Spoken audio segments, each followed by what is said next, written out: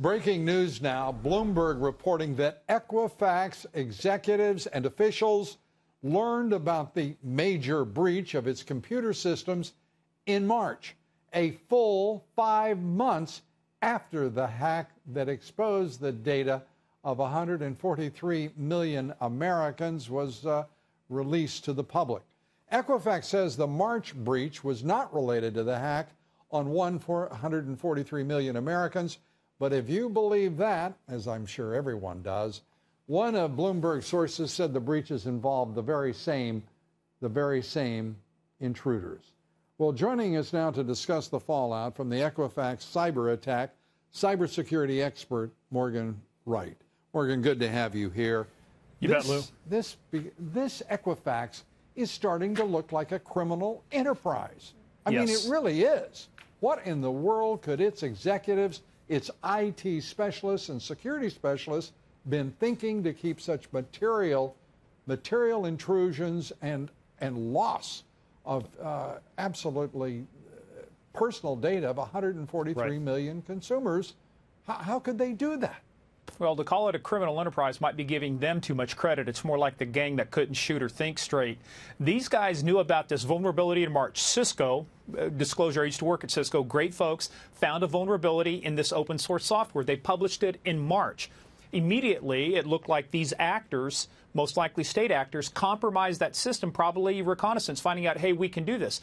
Lou, the thing is, those systems are connected to other banks. In that same Bloomberg article, they had an intrusion into a Canadian bank. These banks are linked into the IRS, other government agencies, wealth management things. So this thing became a jumping off point to create intrusions and entries into other systems. The fact that they only ran this investigation for 60 days and it was run under attorney-client privilege, which most of these are, so they didn't, if there wasn't a data breach of a record, they weren't going to disclose it. But you're going to find it on a 10K, I'm sure at some point they're going to have to make it public. But then it wasn't fixed, Lou. They knew about this in March. They still didn't fix it. They got in through the same vulnerability in July, and that's where we lost 143 million records. Yeah, inferentially, and I'm not suggesting this is what happened, I'm just saying it is inferentially possible that this is what happened. When Cisco published that patch, also in March, it alerted Equifax to the vulnerability, and they discovered that they had already been victimized and then withheld that information from March until they finally decided 5 months later to release it to the public. No, absolutely, and that's why this. When you and I talked last time, you know, anybody with a lick of common sense could have predicted an FBI investigation. Just too many coincidences. Now a second series of insider trading. So we're going to see when that information came out. When the breach actually happened, they're going to pull this information. It's attorney-client privilege, but I'm pretty sure they're going to get it. We're going to start getting the timeline together, Lou, and then that's going to be overlaid with when stock was sold. And we're going to find out what Equifax knew and when they knew it, because we already knew when we found out about it. Like you say, it was about 5 months too late.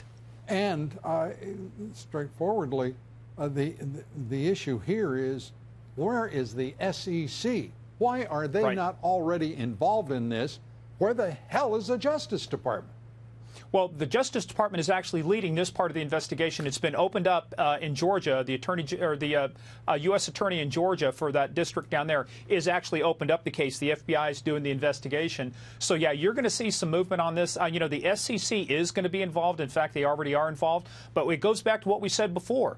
Look, we put people in jail, Lou, for financial mismanagement, for violations of Sarbanes-Oxley, you know, Ken Lay, Bernie Ebbers, you know, Bernard Madoff. We need these guys. What they did is good. It should be criminal. It needs to be criminalized because we can't let something like this. There's a reason it's not criminal, and we need to close on this, Morgan. Absolutely. No worries. But the reason it's not criminalized is because the Business Roundtable and the Financial Institutions Association don't want it that way. They don't want it that way, and it needs to get that way right now, as you point out.